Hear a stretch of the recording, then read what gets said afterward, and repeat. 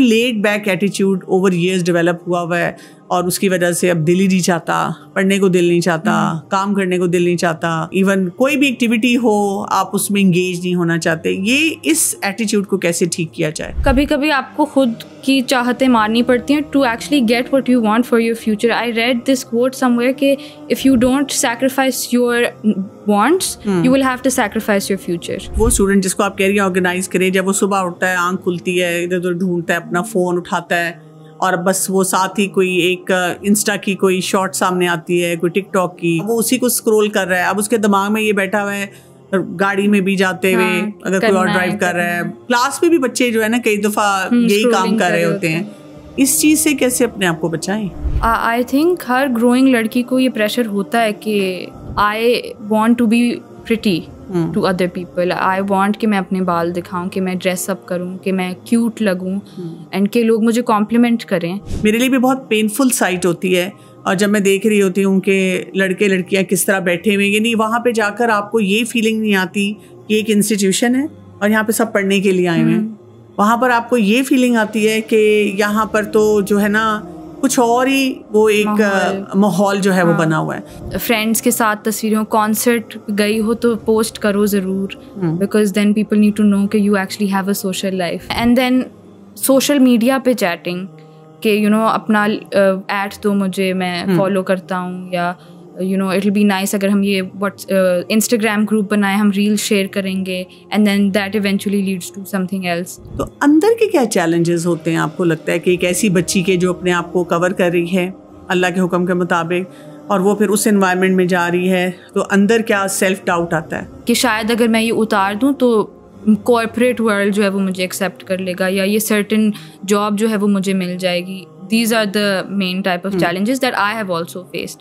कुछ बच्चियाँ ऐसी भी आती हैं जो कि घर से सब कुछ पहन कर आती हैं और यूनिवर्सिटी में आकर वो टोटली अपने आप को एक डिफरेंट गेटअप में ले आती हैं। कॉन्सर्ट पे जाते हैं, दिल हल्का हो जाएगा, यू नो बॉन्डिंग सेशन करते हैं क्लास के साथ, दिल हल्का हो जाएगा।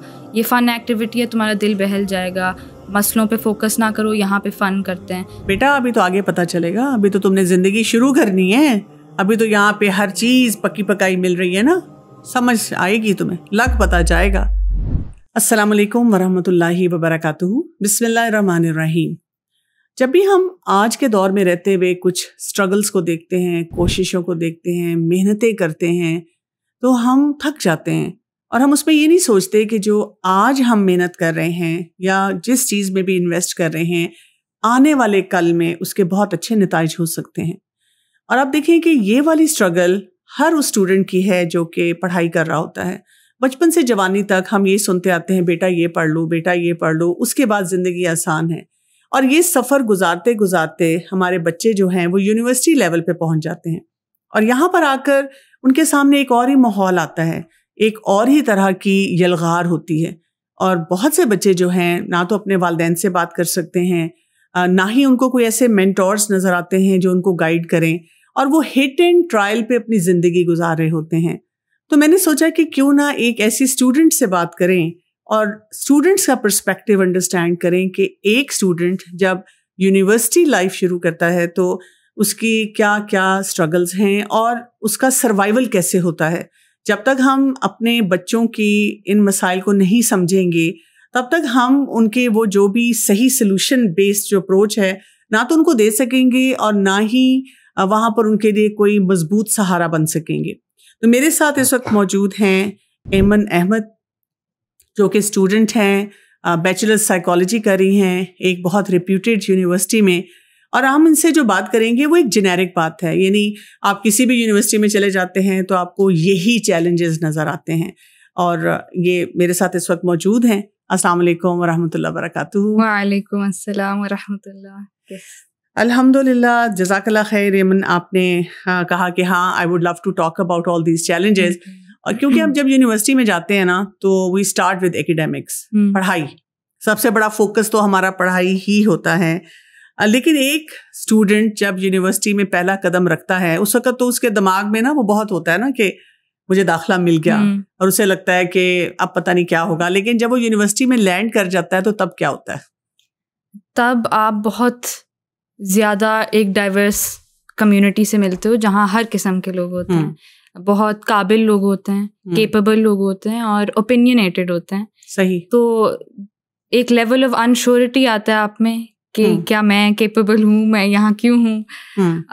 एंड आई थिंक वो वक्त होता है जब आप you step back and you say अच्छा ठीक है, these are my skills and this is what I have in my bag, मैं जितना दे सकती हूँ मैं देती हूँ। ठीक है, आप देखोगे कि आपके प्रोफेसर्स आपसे क्या चाह रहे हैं, आप स्ट्रेटजी बनाओगे सबसे पहले, यानी स्टडी प्लान पहले ये फोकस होना जरूरी है बहुत, और उसके बाद कोई आपके पास स्टडी प्लान होना चाहिए। हमेशा आप एक प्लान के साथ जाएं, जरूरी नहीं है वो प्लान आगे तक रहे, बट आप जब एक फोकस प्लान से करेंगे तो आपकी आगे की पूरी टर्म डिटरमिन हो जाएगी।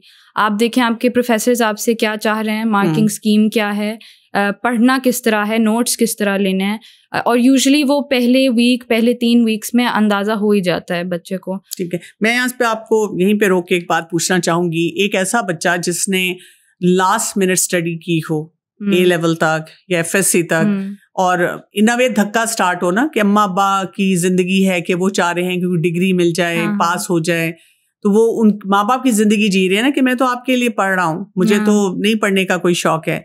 अब वो जब यूनिवर्सिटी में आके हम चाहते हैं कि उसके अंदर एक रिस्पॉन्सिबल बिहेवियर हो, ये जो आप बातें बता रही हैं कि वो प्लानिंग हो, टीचर की बात समझनी हो, ये एक एवरेज स्टूडेंट में कैसे आएगा? शुरू में अगर आप में ये नहीं है तो आपको डेवलप करना पड़ेगा। बहुत से बच्चे ये करते हैं कि एक क्लास होती है यूनिवर्सिटी की, यूजुअली 9 to 5 में आपका एक कोर्स होता है या 2 कोर्स होते हैं। सही। उसमें बच्चा वो कोर्सेज लेता है, घर आता है, सो जाता है। ठीक है, यूजुअली यही रूटीन होती है यूनिवर्सिटी स्टूडेंट की। बहुत ज़रूरी है कि आप जिस दिन जो कोर्स पढ़ें वापस आए, गिव एटलीस्ट 30 मिनट्स मिनिमम, और आप बस गो थ्रू करें कि अच्छा ये पढ़ा था एंड ये मुझे समझ आया, ये नहीं आया, I should ask the professor. सही। Do not cram before the exam. ये बहुत कॉमन पैटर्न है ना। फिर हम एनर्जी ड्रिंक्स लेते हैं, ऑल नाइटर्स पुल करते हो आप जितने नोट्स होते हैं आप एक ही रात में कंप्लीट करने की कोशिश करते हो। ग्रुप चैट फायर हो रहा होता है कि क्या करना है, कैसे करना है, कौन सा एनर्जी ड्रिंक्स पी रहे होते हैं। हाँ, coffee, energy drink, high on caffeine, bingeing कर रहे हो तो रात भर, फिर सुबह उठते हो तबीयत खराब होती है, वैसी आप में एनर्जी नहीं होती तो पेपर आप अच्छा दे ही कैसे सकते हो। फिर हम कहते हैं कि जी बहुत टफ पेपर बनाया था। हाँ, टीचर्स जो है वो कोऑपरेटिव नहीं, बिल्कुल। तो इट्स वेरी इंपॉर्टेंट कि आप अकाउंटेबिलिटी लें। This is your life. University life में जैसे ही आप एंटर होते हो, you are now an adult, you are responsible for your own self. तो आप अपने लिए रिमाइंडर्स रखें फोन पे। मेरा तो 2nd सेमेस्टर से शुरू हो गया था कि असाइनमेंट डेडलाइंस आपकी एग्जाम से 1 वीक पहले आप शुरू हो जाओ। थोड़ा थोड़ा करो, बट स्लोली एंड श्योरली हो ही जाएगा इंशाल्लाह। तो दैट इज वेरी इंपॉर्टेंट। ठीक है, अच्छा यहाँ पे ये मैं जानना चाहूंगी कि एकेडमिक्स के रेफरेंस से जब स्टूडेंट मोटिवेटेड नहीं होता, यानी उसके अंदर मोटिवेशन नहीं है, आ गया यूनिवर्सिटी में, उसने कहा शुक्र है वो अम्मा अब्बा का ख्वाब मैंने पूरा कर लिया, या मेरा अपना भी एक ड्रीम था कि I need to be in this university. अब एक ये जो laid back attitude over years develop हुआ है, और उसकी वजह से अब दिल ही नहीं चाहता, पढ़ने को दिल नहीं चाहता, काम करने को दिल नहीं चाहता, इवन कोई भी एक्टिविटी हो आप उसमें इंगेज नहीं होना चाहते। ये इस एटीट्यूड को कैसे ठीक किया जाए? पहले तो I think it's very important to understand कि जिंदगी का मकसद मोटिवेटेड रहना नहीं है, डिसिप्लिन हासिल करना है। ठीक है, सो वर्क ऑन मोटिवेशन हम करते हैं ना डोपामीन के साथ। एग्जैक्टली। तो कभी कभी आपको खुद की चाहतें मारनी पड़ती हैं to actually get what you want for your future. I read this quote somewhere कि if you don't sacrifice your wants you will have to sacrifice your future. ठीक है, तो बहुत ज़रूरी है कि आप डिसिप्लिन पे फोकस करें instead of always trying to stay motivated. But also मेरे लिए जो O लेवल से ही मैंने रियलाइज़ कर लिया था कि मेरे लिए इट्स वेरी इंपॉर्टेंट कि मैं अपनी इंटेंशन को जो है ना वो रीडायरेक्ट करूँ। ठीक है, कि आई नीड टू रियलाइज कि अगर मैं ये कर रही हूँ, I am doing it for my financial benefit, I am doing it for my professional benefit, but I am also doing it for my आखिरा।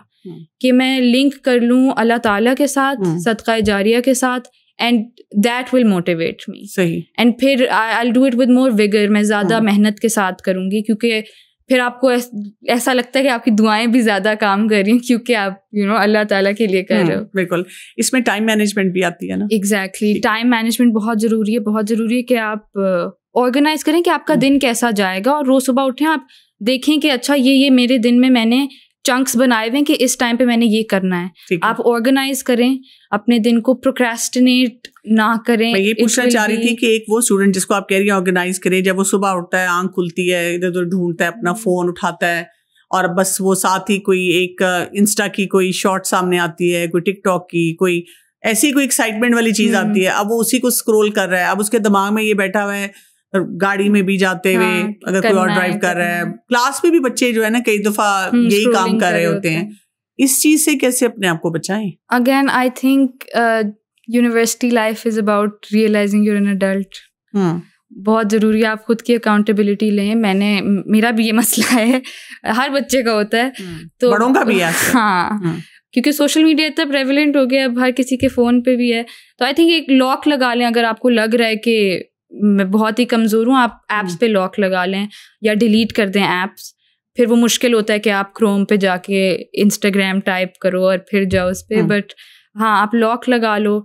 And अगर आपको प्रोक्रेस्टिनेशन का मसला है, यू नीड टू रियलाइज कि जिस वक्त आपको जो काम दिया गया आप फिर उसी वक्त वो शुरू करो। जो सबसे मुश्किल काम है आपका, आप वो सबसे पहले करो, क्योंकि फिर आप उसे डिले करते जाओगे in the fear of not being able to do it, कि मैं तो कर ही नहीं सकता, बहुत ज़्यादा है, तो वो फिर डिले होता जाएगा। फ़ोन ना हर स्टूडेंट के पास होता है, ठीक, लेकिन मैंने ये देखा है कि स्टूडेंट्स को चैलेंजेस भी हैं, जैसे प्रोक्रेस्टिनेशन का चैलेंज है, टाइम मैनेजमेंट का है, अपने आप को ऑर्गेनाइज करने का है, अपने लिए ऐसे प्लान बनाने का है कि मैंने किस वक्त पढ़ना है, किस वक्त मैंने सोशलाइज करना है, ये सारी चीज़ों को ऑर्गेनाइज करना है। लेकिन ऐसी कोई चीज़ स्टूडेंट जाकर ऑनलाइन क्यों नहीं पढ़ता कि जिससे वो अपने आप को डेवलप कर सके बाय लार्ज? आई थिंक क्योंकि बहुत ज़्यादा इन्फ्लक्स है of bite media, of like you know छोटी डोपामीन रिलीज करने वाली फन वीडियोस या प्रैंक वीडियोस या गेट रेडी विद मीज बहुत ज़्यादा होते हैं। तो उसमें इंसान अपना वक्त ज़ाया कर लेता है। बाय द टाइम कि उन्हें एक्चुअली यू नो एहसास हो कि अच्छा मुझे डेवलपमेंट के लिए भी कुछ ढूंढना चाहिए, एक्सेस नहीं होता या पता नहीं होता कहाँ से शुरू करूँ, या द फर्स्ट 50 सेकेंड्स एक वीडियो का देखेंगे और सोचेंगे it's not working for me, it doesn't, I can't, feeling of failure जल्दी आ जाता है। हाँ, आप नहीं कोप कर पाते उसके साथ। फिर ये भी कि उन्हें शायद पता ना हो कि कहाँ कौन से प्लेटफॉर्म्स पे जाके क्या चीज़ सर्च करनी है या किसको सुनूं मैं। बहुत ज़्यादा आपके पास सूडो साइंटिस्ट भी होते हैं, आपके पास काउंसलर्स होते हैं, लाइफ कोचेस होते हैं, NLP कोचेस होते हैं, and you have no idea कि मैं किसको सुनूं, कौन बेहतर है, कौन सही बात बताएगा, which actually aligns with me being a student in university.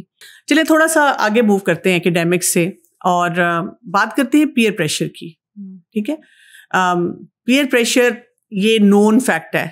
अम्मा अब्बा का भी डर यही है, जब बच्चे को वो रिलीज करते हैं कि जाओ बेटा अब आप जवान हो गए हैं और आप यूनिवर्सिटी में हैं, तो डर यही होता है अंदर से, जो दिल धड़कता है ना कि मेरा बच्चा कौन कौन से प्रेशर्स लेगा। इवन जब आप ड्रॉप करते हैं बच्चे को यूनिवर्सिटी में, तो आप इन्हीं चीज़ों के बारे में सोच रहे होते हैं। तो थोड़ा सा हम अगर इसको फर्दर एनालाइज करें, एकेडमिक्स में किस किस किस्म के पीयर प्रेशर होते हैं? एकेडमिक्स में सबसे बड़ा पीयर प्रेशर जो आपका एहसास of you know being a failure, and class में सबको लगेगा मैं नालायक हूँ, आप चीटिंग करते हो। बहुत चीटिंग्स होती हैं, आपकी प्रॉक्सीज आप लगवाते हो, आप ऐसे काम बहुत करते हो जो एथिकली सही नहीं है, मॉरली भी सही नहीं है। फिर एकेडमिक्स में मेनली यही होता है, चीटिंग करते हो, फिर आप दूसरों को नीचा दिखाते हो, वेयर यू वांट कि अच्छा मुझे ये सारी इन्फॉर्मेशन पता है, मैं दूसरे को ना बताऊं या मैं दूसरे की मदद ना करूं, ये भी बहुत होता है। एकेडमिक्स में मेनली यही होता है। सही। अच्छा, बी फीमेल और आप माशाल्लाह प्रैक्टिसिंग हैं, आप ये जो फैशन इतना ज़्यादा होता है जब आप यूनिवर्सिटीज़ में जाते हैं और हम देखते हैं कि everyone is dressed up, branded, nice looks, और अपने आप को कैरी कर रहे हैं, और हर कोई दूसरे को देखकर एक कम्पिटिटिव सेंस आती है ना ड्रेसअप होने की भी और सारी फैशन की। इसका क्या प्रेशर होता है? आई थिंक हर ग्रोइंग लड़की को ये प्रेशर होता है कि you know I have so many friends who I have talk to. जब मुझे पता चला कि मैं ये पॉडकास्ट पे आऊँगी, आई हैव आस्क्ड देम कि what are some issues that you face university में। तो काफ़ियों का यही था जो हिजाब करती थी या निकाब करती थी कि I want to be pretty, to other people. I want कि मैं अपने बाल दिखाऊं, कि मैं ड्रेसअप करूं, कि मैं क्यूट लगूं एंड कि लोग मुझे कॉम्प्लीमेंट करें. And I feel like peer pressure एक स्पेक्ट्रम पे होता है कि एक होता है आप खुद अज्यूम कर लेते हो कि आप पे बहुत प्रेशर है even though people don't care. And एक होता है वो पीपल डू प्रेशराइज यू, जैसे आप ड्रग्स में आपको मुलव्वस करना, फ्री मिक्सिंग में करना, ऐसे भी होते हैं मामलात. कहा जाता है कि आओ ना, चलो ना, अकेली क्यों बैठी हो. हाँ, कि फन होगा, कि तुम इतनी बोरिंग क्यों हो, ऐसे टर्म्स भी मिलते हैं. तो आई थिंक उसमें तो टू द पॉइंट ऑफ कि आप फैशन करें, आई थिंक बहुत ज़रूरी है कि आप पहले अपने वैल्यूज और अपनी बाउंड्रीज खुद के लिए असाइन करें कि क्या है सही, कि एज अ मुस्लिम मेरी वैल्यूज क्या हैं personally, and then what does my रब टेल मी. ठीक है, कि कुरान में क्या लिखा है, कि मैं किस हद तक कर सकती हूँ, कहाँ कर सकती हूँ. Because it's not wrong, natural है कि आप चाहो कि आप खूबसूरत लगो. तो उसमें ऑल्सो खुद को गिल्ट में मत डालें कि why do I want to be pretty to other people. It's completely natural. Okay. And then we have the issue of free mixing या drugs में आपको डालना, या even relationships का बहुत बड़ा issue होता है. तो उसमें it's very important कि यूनिवर्सिटी में ना कुछ शुरू में आपके events होते हैं, आपकी welcomes होती हैं, आपकी फेयरवेल्स भी होती हैं, आपके फेस्टिवल्स होते हैं, आपकी सोसाइटी इवेंट्स होते हैं, सोसाइटी मीटअप्स होते हैं. एंड यूजली इसमें क्या होता है कि for the sake of bonding आपको फ्री मिक्सिंग करनी पड़ती है. आइस ब्रेकर्स होते हैं जो कि माइट मेक यू अनकम्फर्टेबल, ठीक है, माइट नॉट बी अप्रोप्रिएट. उसमें बहुत ज़रूरी है कि आप बाउंड्री सेट करें कि यू एक्चुअली वॉइस के I am not comfortable with this, ये मेरी लिमिट्स हैं और मैं इनसे आगे नहीं निकलूंगी. सही. एंड इवन दो शुरू में इट इज़ वेरी डॉन्टिंग, आपको डर लगता है कि you know these people will जज मी, मैं तो अब बन जाऊंगी कोई मौलवी टाइप, अब मुझे जज करेंगे, मुझे एक बॉक्स में रख देंगे और मुझसे कोई बात नहीं करेगा. बट लोग आपकी रिस्पेक्ट करते हैं. आई हैड दिस इंसिडेंट शुरू में ही, there was this social night मेरे फर्स्ट सेमेस्टर में, and it was all around, पता था कि म्यूजिक होगा उसमें शामिल. तो जो ऑर्गेनाइजर्स थे they were coming into every class and individually सबसे पूछ रहे थे और फिर रैगिंग कर रहे थे कि आओगे या नहीं आओगे. And when they came to me I was like मैं नहीं आ सकती. एंड दे आस्क्ड कि क्यों, इतना क्या, बहुत मज़ा आएगा, ये होगा वो होगा. And I was like I am not comfortable, it doesn't align with my values, I am not comfortable. And सारी खामोशी थी. And I looked at them and I was like okay.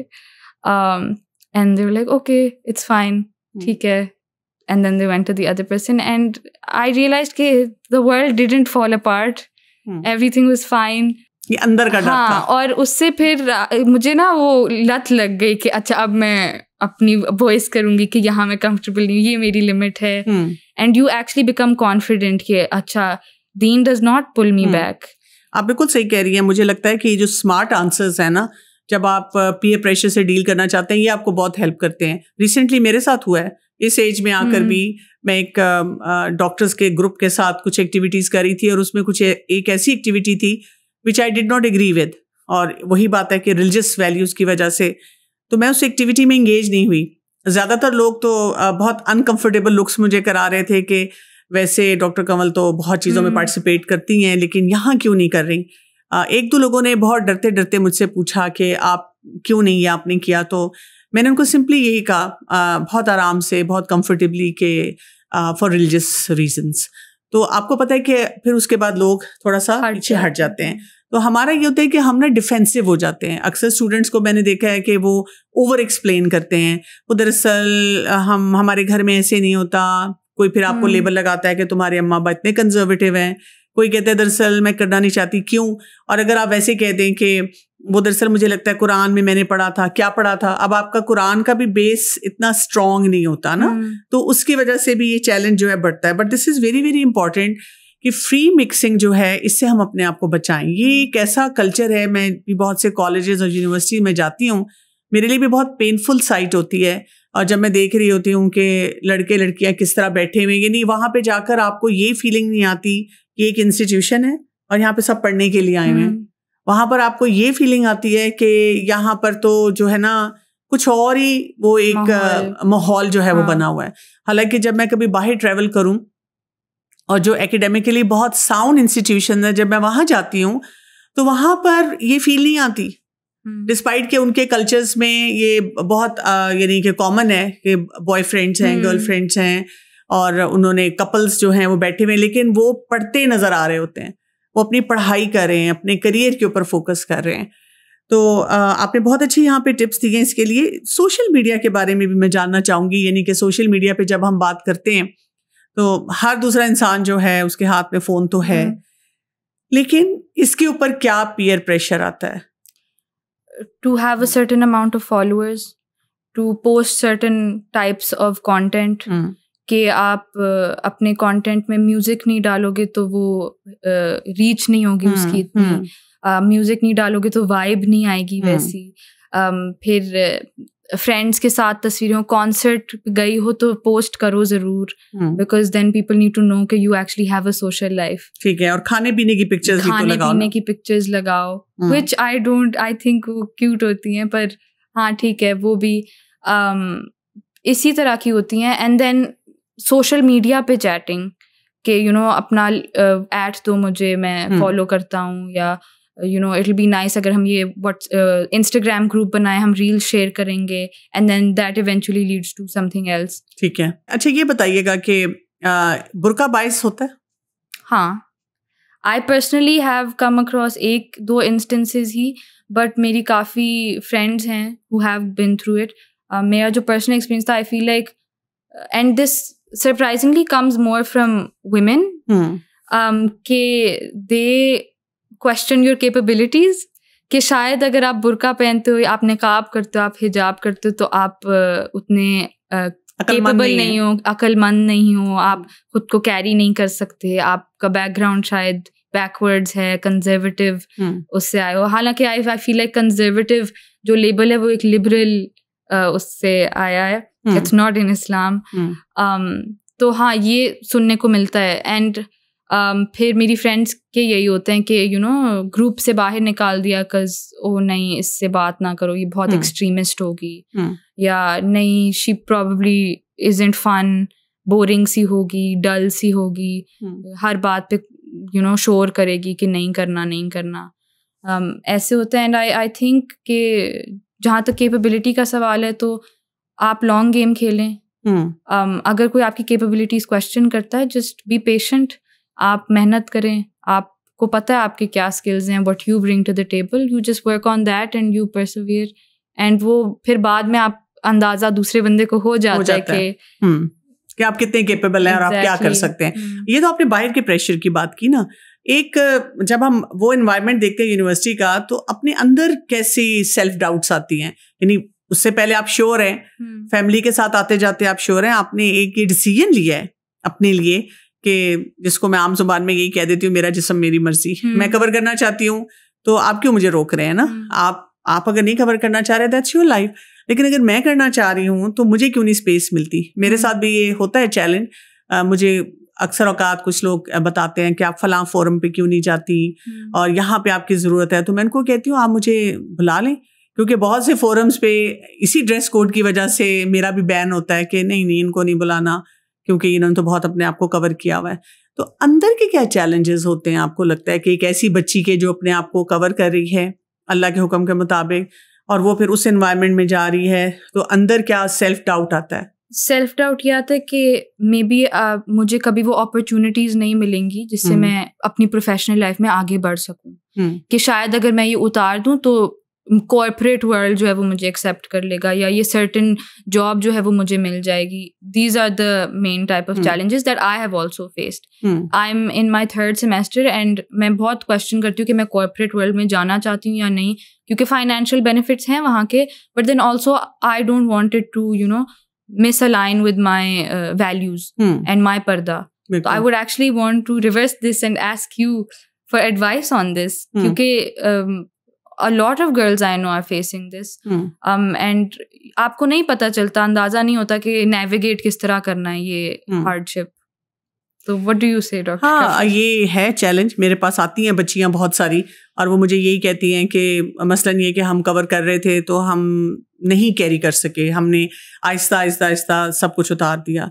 कुछ बच्चियाँ ऐसी भी आती हैं जो कि घर से सब कुछ पहन कर आती हैं और यूनिवर्सिटी में आकर वो टोटली अपने आप को एक डिफरेंट गेटअप में ले आती हैं, बिकॉज वो पीयर प्रेशर जो है ना बहुत ज़्यादा होता है।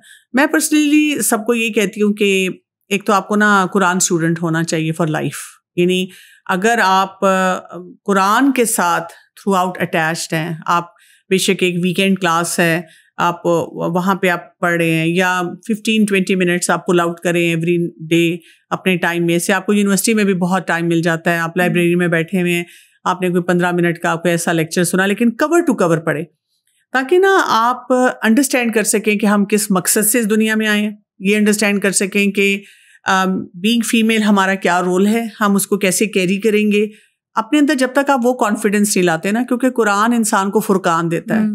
और फिर बाकी जितनी आप बातें कह रही हैं, अपना फोकस करना एकेडमिक्स पे, सोशल मीडिया का सही यूज़ करना, यानी जितना आप अलाइंड होते जाते हैं अपने वैल्यू सिस्टम के साथ, इट्स नॉट जस्ट कि आपने वक्ती तौर पे कवर कर लिया है, लेकिन आपको उसकी कोई वो जो सॉलिड बेस है ना कि क्यों किया है वो आपको नहीं पता।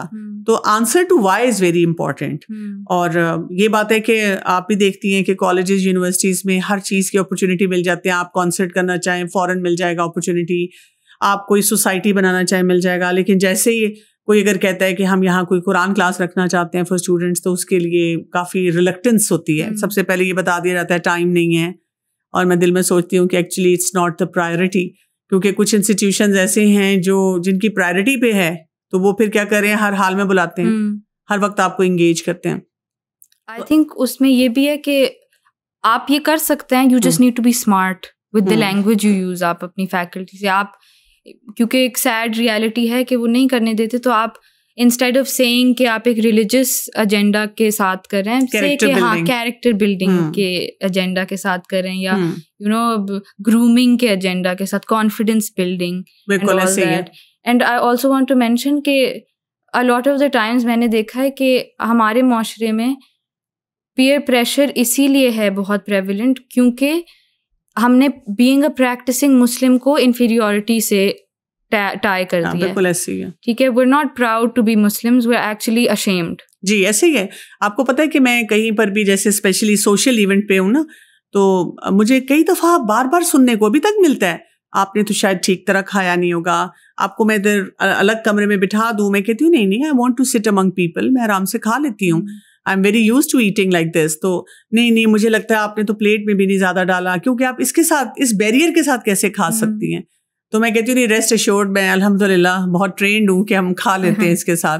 तो वो ना आपको खुद आइसोलेट करते हैं, और कुछ लोग पे डर के भी आइसोलेट होते हैं या उनका एक्सपीरियंस नहीं होता। तो हमें ये वही नहीं समझ आती ना कि कहाँ पर हमने अपना रोल प्ले करना है, कहाँ पे थोड़ा विड्रॉ भी करना है।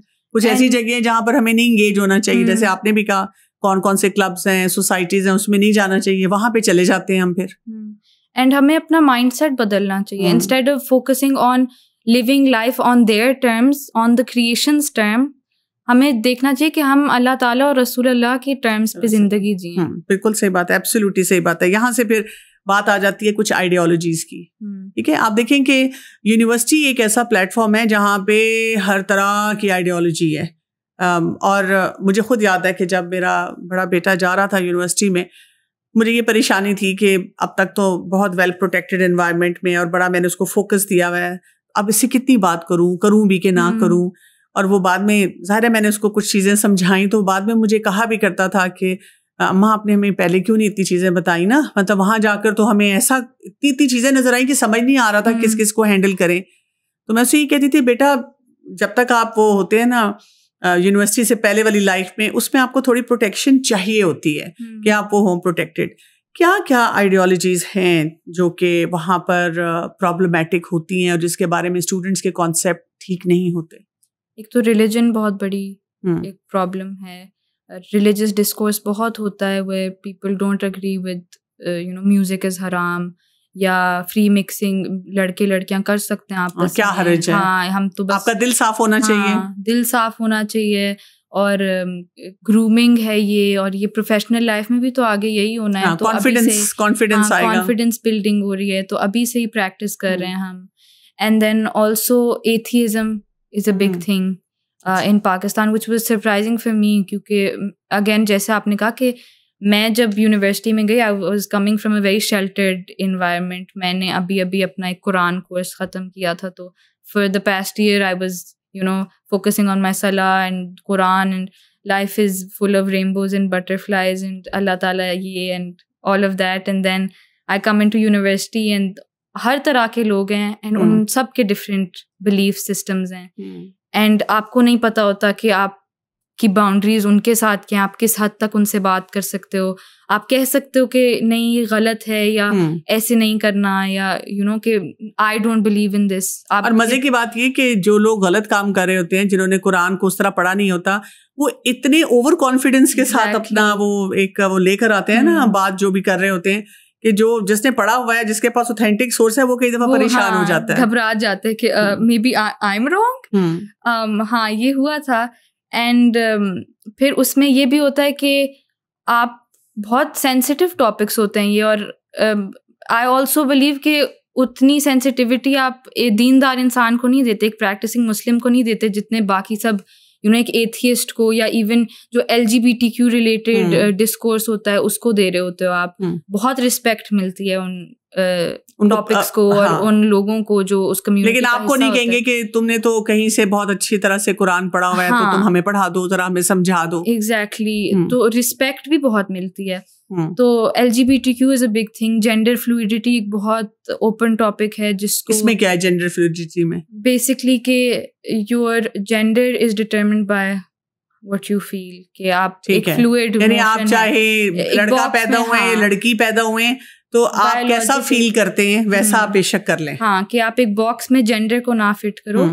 बायोलॉजिकल सेक्स का कोई रिलेशनशिप नहीं है. जो सोशल कॉन्स्ट्रक्ट ऑफ जेंडर है उसमें आप और इस पे कोर्सेज भी कुछ यूनिवर्सिटीज में कराए जाते हैं. बहुत कुछ सिखाया जाता है. मुझे याद है कुछ साल पहले मैं किसी एक यूनिवर्सिटी में गई, स्टूडेंट्स का बहुत इसरार था कि आप यहाँ पे ना एक कुरान क्लास लें, और हम वो लेते भी फिर इसी टाइम पे जो फ्री टाइम होता था, क्योंकि अदरवाइज तो हमें स्पेस नहीं मिलती थी, और कभी कैफेटेरिया में बैठे हुए हैं, कभी गर्ल्स रूम में बैठे हुए हैं, तो क्योंकि वो कहते थे हमारे पास जगह नहीं है अवेलेबल उसके लिए. तो तभी मुझसे किसी स्टूडेंट ने शेयर किया कि हम बहुत डिसअपॉइंट हुए हैं अपनी यूनिवर्सिटी की मैनेजमेंट से कि यहाँ पर अभी कुछ अर्सा पहले पूरा एक ऑर्गेनाइज्ड एथियज्म पे कोर्स पढ़ाया गया, लेकिन जब हमने कुरान क्लास की बात की तो उन्होंने कहा नहीं, this is not allowed. Somehow हमने ये सोच लिया है कि जब भी कोई कुरान पढ़ाया जाएगा तो आपको रिजिड कर दिया जाएगा. हालांकि कुरान पढ़ने से तो इंसान जो होता है एक बैलेंस में आना शुरू हो जाता है. तो अच्छा, जेंडर रिलेटेड इस तरह के इश्यूज आते हैं. ये मुझे बताइएगा कि ये जो फेमिनिज्म की मूवमेंट है, ये भी तो बहुत ज्यादा होती है. हाँ, बहुत होती है. एंड फेमिनिज्म में कुछ सेंटेंसेस होते हैं जो वो ओवरली यूज किए जाते हैं कि even though feminism political propaganda है दैट इज एस्टैब्लिश्ड, वो मिस यूज किया जाता है कि I should be able to wear what I want when I want, how I want. Valid, but also आप अपनी बाउंड्रीज भी डिटरमिन करें. सही. बिकॉज लोग आपके इशारों पे नहीं चलेंगे. बिल्कुल सही. And then also I think feminism में एक बहुत बड़ी एक प्रॉब्लम जो है वो अब रेडिकल फेमिनिज्म में जो आ गई है वो ये है कि मैन हेट की तरफ बहुत ज़्यादा जा रहे हैं, कि मर्दों से नफरत की जा रही है, बहुत ज़्यादा उन्हें डिमीन किया जाता है, और एवरी प्रॉब्लम की जो जड़ है वो मर्द हैं. ये बहुत कॉन्वर्सेशंस होती हैं. एंड ऑब्वियसली कॉमेडी पर्पसेस के लिए भी होते हैं कि मजाक में लोग कह रहे होते हैं, बट आई ऑल्सो थिंक कि मजाक में जो बात हो रही है वो माइंडसेट तो आपका पूरा डेवलप हो रहा होता है उसके साथ. अच्छा, यहाँ पे देखें, अब तक मुझे जो समझ आ रही है कि एक हमारा स्टूडेंट बेचारा जो यूनिवर्सिटी लेवल पे जा रहा होता है, बहुत उसके लिए एक क्राइसिस का टाइम है, क्योंकि उसने बहुत सारी चीज़ों में से अपनी उस आइडेंटिटी को इस्टेब्लिश करना है, और उसने अंडरस्टैंड करना है कि मेरा क्या रोल है. पेरेंट्स को क्या अंडरस्टैंडिंग होनी चाहिए? यानी बच्चे, सबसे पहले तो मैं ये पूछूंगी कि बच्चे जब वहाँ पे यूनिवर्सिटी में बैठे होते हैं तो वो जब आपस में बातें कर रहे होते हैं, जाहिर है वो ये बात भी करते होंगे कि मेरे घर में क्या सीन चल रहा है, और फिर यूनिवर्सिटी में और फिर हमारे दरमियान में क्या गैप्स हैं. आपको क्या नज़र आता है कि इस वक्त पेरेंट्स अवेयर हैं कि उनके बच्चों के क्या चैलेंजेस हैं, और बच्चे इसको कैसे परसीव कर रहे हैं? I don't think parents, even if they're aware, I don't think they know how to address the situation.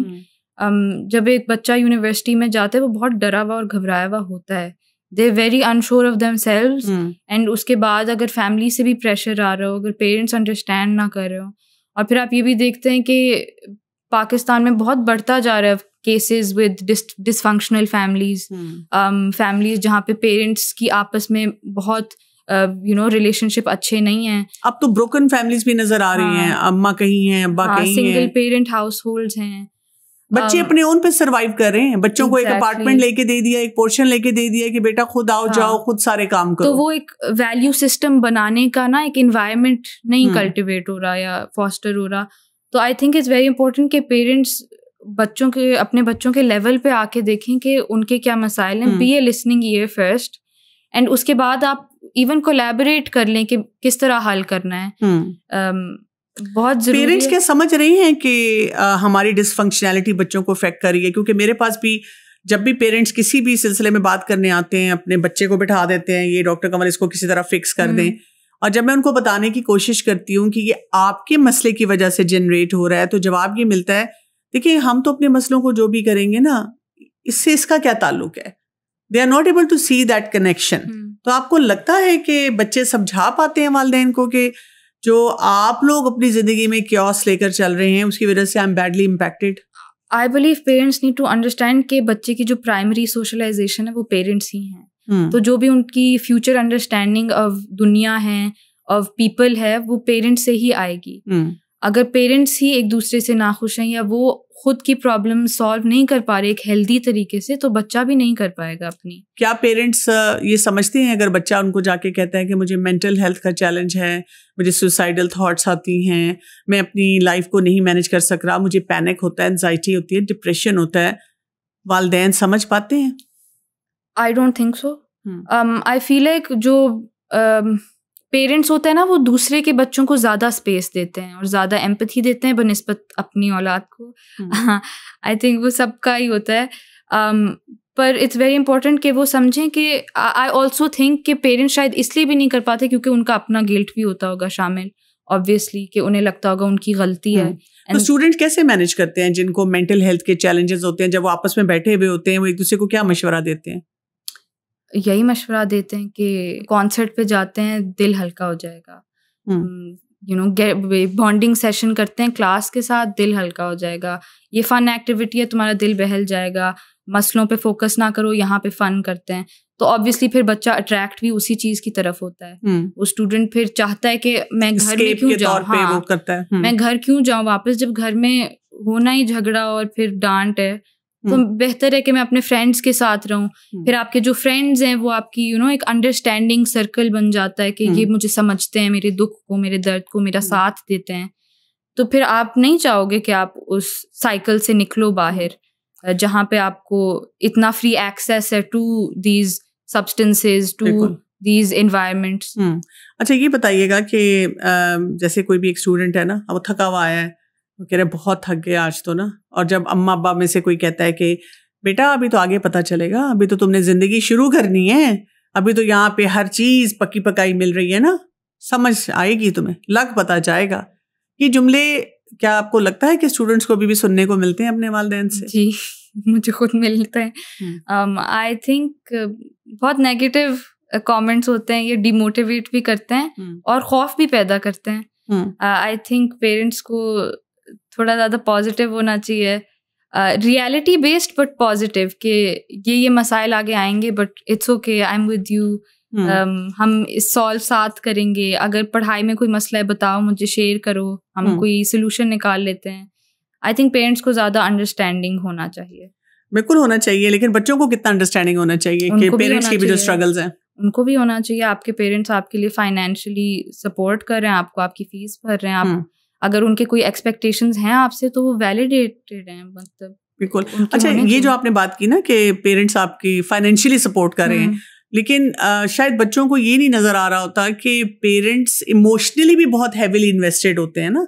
उनकी तो पूरी जिंदगी लाइफ एट स्टेक होती है. अगर उनका बच्चा कामयाब है तो उनको लगता है हम कामयाब हैं, और इवन अगर दीनदार जैसे स्पेशली होते हैं तो उनको होता है सदका जारिया. ठीक है, वो सिर्फ दुनिया की नजर से नहीं देख रहे, वो तो आखिरत की नजर से देख रहे हैं कि मैंने तो इसी चीज पे ज्यादा इन्वेस्ट की है. तो मुझे लगता है कि बोथ वेज है ना, कि दोनों को अंडरस्टैंडिंग आनी चाहिए. वर्क लाइफ बैलेंस, जिसमें मैं ख़ास तौर पे जानना चाहूँगी कि एक और बहुत बड़ी स्ट्रगल जो स्टूडेंट्स की होती है, स्पेशली अगर वो नमाजी है या कुरान पढ़ने वाला है, कि इनको कैसे टाइम दे, क्योंकि अब हर वक्त ओवरवेल्म है। अब क्विज आ गया है, अब कोई आपकी असाइनमेंट है, फिर आपके लेट आवर्स है, यानी बीच में यूनिवर्सिटी जाकर तो 3-3, 4-4 घंटे आप फारिग हैं, लेकिन एक सुबह 8 बजे क्लास है और फिर एक शाम को कुछ 4 बजे क्लास है। अब आप घर भी नहीं आ सकते, आप वहाँ पे बैठे भी हुए हैं, और कभी रैंडमली बहुत सारी एक्टिविटीज़ भी चल रही होती हैं। नमाज और कुरान और इस तरह की जो हेल्दी एक्टिविटीज़ हैं, उनको आप कैसे बीच में शामिल करें और कंसिस्टेंट रहें? आई फेस्ड दिस शुरू में ही, where I couldn't manage my time table.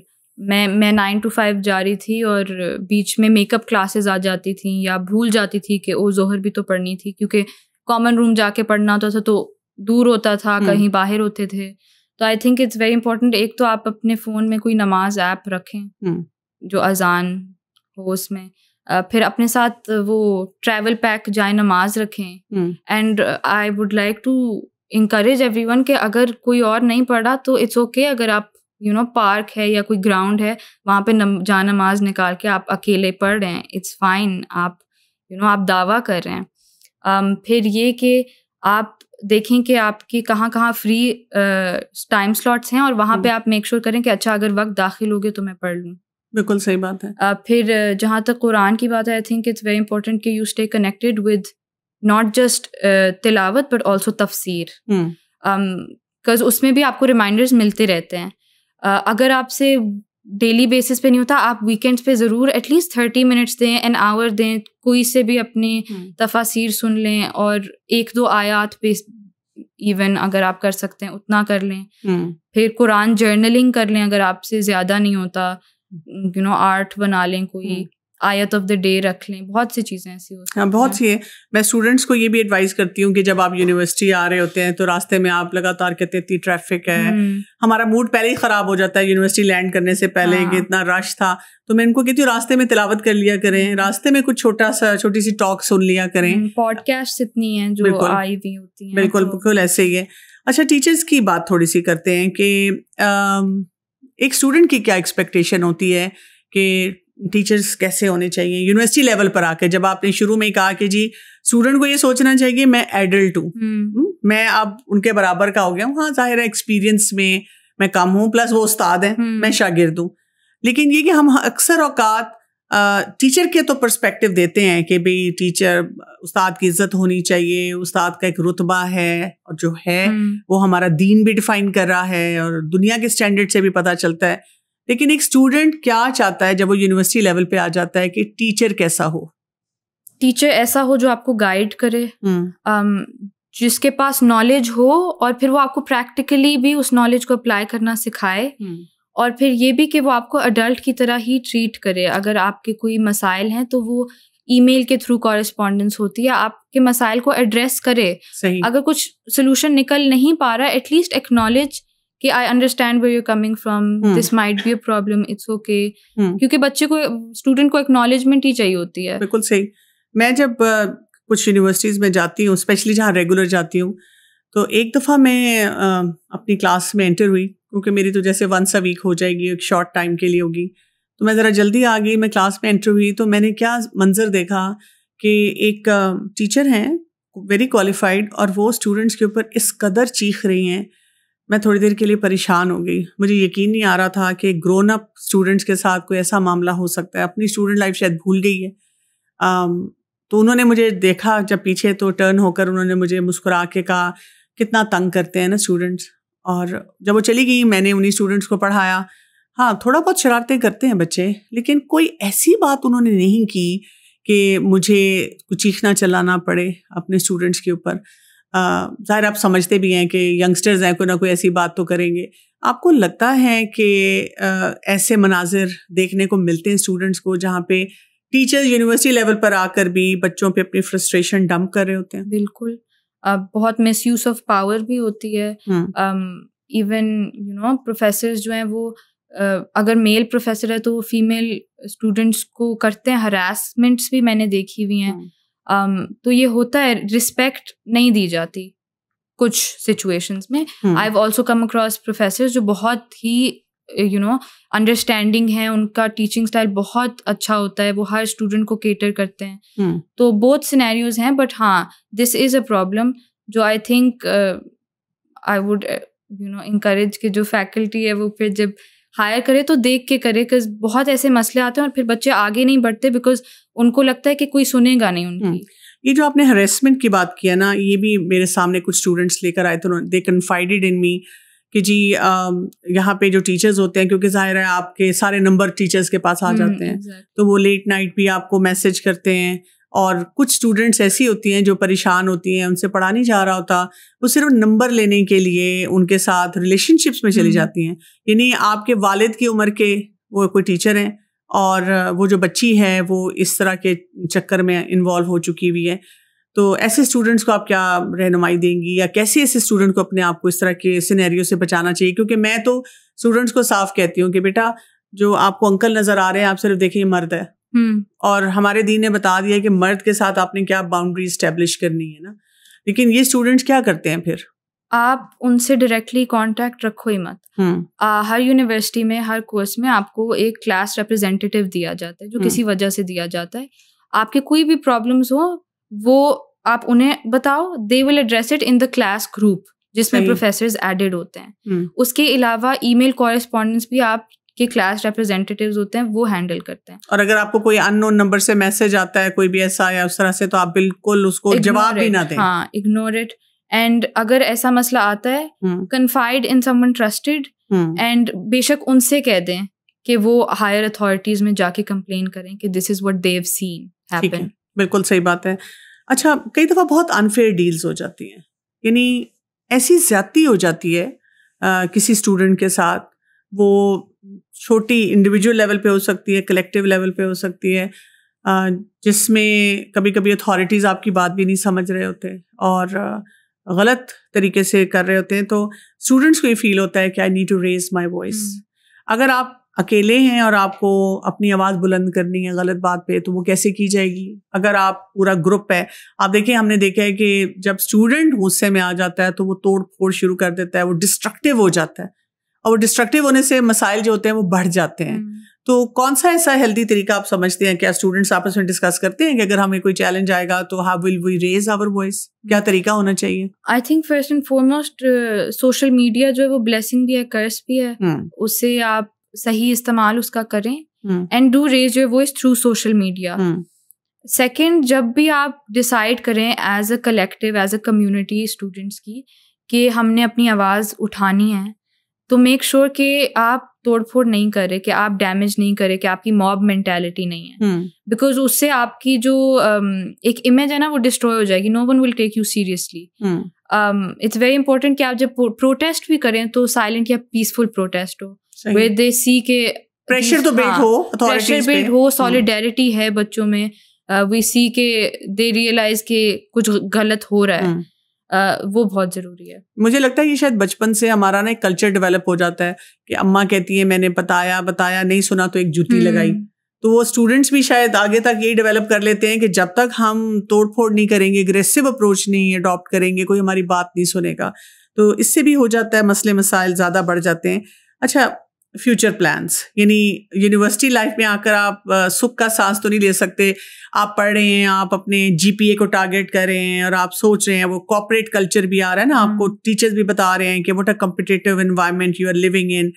अच्छा, आप सोच रहे होते हैं कि जब यूनिवर्सिटी में आएंगे ना, अम्मा पापा कहते हैं बेटा बस आप यूनिवर्सिटी चले जाएं। जैसे मेरे पेरेंट्स ने मुझे कहा बस बेटा मेडिकल कॉलेज चले जाओ, बस जिंदगी बन जाएगी। अच्छा, मेडिकल कॉलेज में आए तो पता चला नहीं जी अभी तो पोस्ट ग्रेजुएशन है, फिर उसके चैलेंजेस हैं, फिर उसके बाद ये नौकरी कहाँ मिलेगी या प्रैक्टिस कैसे आप इस्टेब्लिश करेंगे। तो आपके सामने तो एक नया जो होता है ना पेंडोरा बॉक्स खुल जाता है मसाइल का। तो एक स्टूडेंट आज के दौर में हम देखते हैं कि नेगेटिविटी बहुत ज़्यादा है। हर शख्स ये कहता है पाकिस्तान में कुछ नहीं रखा, हर शख्स ये कहता है जॉब सैचुरेशन बहुत ज़्यादा है, ठीक, हर शख्स ये कह रहा होता है कि इतना कंपटीशन है, खाली ये डिग्री नहीं फिर इसके बाद ये भी करो, फिर ये भी करो तो फिर शायद कुछ बनोगे। और महंगाई बढ़ती जा रही है ओवरऑल दुनिया में, आप ग्लोबल लेवल पे देख रहे हैं। तो स्टूडेंट ये सोचता है कि मेरा फ्यूचर कैसा होगा, इस पे कैसी डिस्कशंस होती हैं स्टूडेंट्स में, और आपको क्या लगता है इसका क्या सोल्यूशन है फ्रॉम स्टूडेंट्स पर्सपेक्टिव? कि वो बाहर ही अपॉर्चुनिटीज ढूंढें, कि वो बाहर ही सेटल हो या इस्टेब्लिश करें खुद को, वहाँ पे अपने फर्दर स्टडीज करें। क्योंकि पाकिस्तान में इट्स सैड टू से पर अपॉर्चुनिटीज नहीं हैं। एंड आई वुड से कि अगर आप चाहते हैं कि आपका मुल्क तरक्की करे तो अपॉर्चुनिटीज क्रिएट करें। आप एक ऐसा पॉजिटिव इन्वायरमेंट क्रिएट करें बच्चों के लिए जहाँ उन्हें फील हो कि हाँ we can bring something to the table, हम अपने मुल्क के लिए कुछ कर सकते हैं। वरना तो यही होता है कि वो बाहर जाते हैं, वहाँ एजुकेशन हासिल करते हैं, वहीं फिर लेकिन जब वो बाहर जाते हैं तो वहाँ जाकर वो रेस्टोरेंट में जाकर बर्तन भी धो लेते हैं, झाड़ू भी लगा लेते हैं, टैक्सी भी चला लेते हैं। तो यहाँ पर तो वो कहते हैं कि this is below my dignity, कि मैं कोई एक्स्ट्रा काम करूँ, मैंने तो कमरे में बैठ कर ऑर्डर देना है कि मुझे यहीं पे खाना डिलीवर किया जाए। ये भी तो माइंडसेट है ना स्टूडेंट्स में। यहाँ पे वो ईज दी हुई है, हेल्प है, लो वेज मिल जाते हैं आपको हेल्पर्स जो कर लेते हैं। वहाँ पे आपको सब कुछ खुद करना पड़ता है। थोड़ा सा ये कि मुल्क के लिए जो काम करना, और स्पेशली जहाँ पे आप देखें, मुझे जो सबसे बड़ा प्रिविलेज यहाँ पे लगता है वो ये है कि आप दीन को बहुत आसानी से प्रैक्टिस कर रहे हैं। इस वक्त जो ग्लोबल पिक्चर हर तरफ बनी हुई है, रिस्ट्रिक्शन बहुत ज़्यादा हैं। आपको, मैं खुद पर्सनली 1-2 दफ़ा जब बाहर ट्रैवल किया है तो चलते फिरते कोई बोल देगा टेररिस्ट आर हियर, आपको सुनने को ऐसी बातें मिलती हैं। या ये कि आप, एक दफ़ा मैं रेस्टोरेंट पे वहाँ कुछ ख़रीद रही थी और बिल्कुल लाइन में थी, लेकिन एक शख्स ने वैसे ही चीखना चिल्लाना शुरू कर दिया, और आपको पता है कि पूरे ग्रुप को समझ आ गई कि just because she is dressed up in a certain way, इस वजह से इसके ऊपर ये बात की जा रही है। हाँ, ये भी है कि वो एक शख्स को, उसी शख्स को सब लोगों ने डिस्कार्ड किया, उसको पुश आउट किया, मुझसे सॉरी बोला कि आप बिल्कुल लाइन में थी, कोई ऐसा मसला नहीं था। लेकिन ये वाले चैलेंज भी तो बाहर बहुत ज़्यादा एग्जिस्ट करते हैं। हमारे मुल्क में अल्हम्दुलिल्लाह हम अपनी प्रैक्टिसेस को आसानी से लेके चलते हैं। बहुत से यंगस्टर से जब मेरी बात हो तो मैं उनको कहती हूँ कम से कम यहाँ बैठ के कोई मुझे ये नहीं कहेगा go back to your country. मैं अल्हम्दुलिल्लाह अपनी कंट्री में ही बैठी हुई हूँ। तो ये वाली सोच आपको लगता है यूनिवर्सिटी लेवल पे इंस्टिल की जा सकती है? कोई ऐसे अपॉर्चुनिटी स्टूडेंट को दिए जा सकते हैं कि वो ज़्यादा अपने टैलेंट को यहाँ इन्वेस्ट करना चाहे? आई एम श्योर दी जा सकती होगी, पर ऐसी कॉन्वर्सेशंस होती नहीं है यूनिवर्सिटी में कि बाहर मसाइल क्या होंगे। यूजुअली यही बात की जाती है कि आसाइशें होंगी और अपॉर्चुनिटीज़ होंगी। बट हाँ, आई वुड लव कि अगर पाकिस्तान में ही अपॉर्चुनिटीज़ क्रिएट की जाएं, स्किल्स डेवलप करवाए जाएं बच्चों के, जहाँ उन्हें वो स्पेस मिले कि वो कुछ कर सकें, फाइनेंशियली भी उन्हें गेन मिल रहा हो। आपकी बातों से ना मुझे एक जो बात समझ आ रही है वो ये है कि फ्रेंड्स की जो कंपनी है ना वो बहुत इंपॉर्टेंट है। क्योंकि आप देखिए ये सारी कन्वर्सेशन टीचर से नहीं हो रही। टीचर तो अपने क्लासरूम एनवायरनमेंट में आ रहे हैं, कोई टीचर ऐसा विजनरी होगा जो आपको एक ब्रॉडर पर्सपेक्टिव देगा। ज़्यादातर तो आते हैं अपना सब्जेक्ट पे फोकस किया, जो पढ़ाना है, एग्ज़ाम लिया, क्विज, ये पढ़ाई वो पढ़ाई, और वो चले गए। आप ज़्यादा इंटरेक्शन कर रहे होते हैं यूनिवर्सिटी लेवल पे अपने पीयर्स से, फ्रेंड से, तो उस कंपनी का क्या असर होता है? बहुत असर होता है। आई थिंक जो शख्सियत आपकी होती है वो आपकी कंपनी से ही बनती है। और अगर हम बात करें कंपनी की, आई थिंक सबसे बड़ी चीज़ रिलेशनशिप्स में जो आपके ऊपर आपको एक परसीव्ड प्रेशर फील हो रहा होता है कि मैंने रिलेशनशिप में घुसना है, वो इसीलिए हो रहा होता है क्योंकि आपकी कंपनी ऐसी होती है। अक्सर आप देखते हैं कि एक सर्टेन ग्रुप होता है आपका जिसमें सिर्फ बॉयज़ की बात हो रही होती है। ये बात हो रही होती है कि उसने मुझे ये इमोजी भेजा, या उसने मुझसे ऐसे बात की, या उसने मुझे ये लुक भेजी, that must mean he likes me.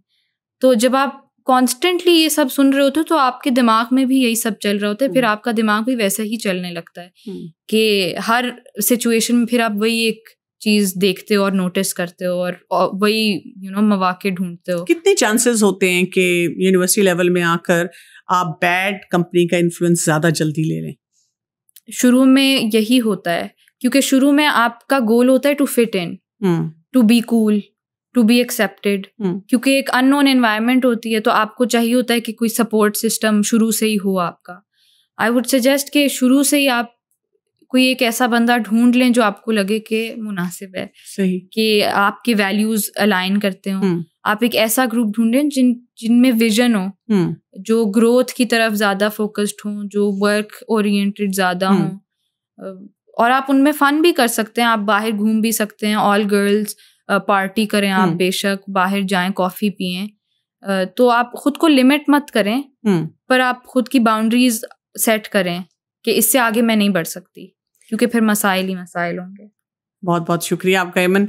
आज आपने हमें एक वो जो है ना बड़ी अच्छी विंडो खोल के दिखाई कि एक स्टूडेंट की ज़िंदगी कैसी होती है, स्टूडेंट की सोच कैसी होती है, और हम सब ग्रोन अप्स को कहाँ पे अपना शेयर डालना चाहिए, और जो स्टूडेंट्स भी हैं उनको कैसे अपने आप को फोकस करना चाहिए।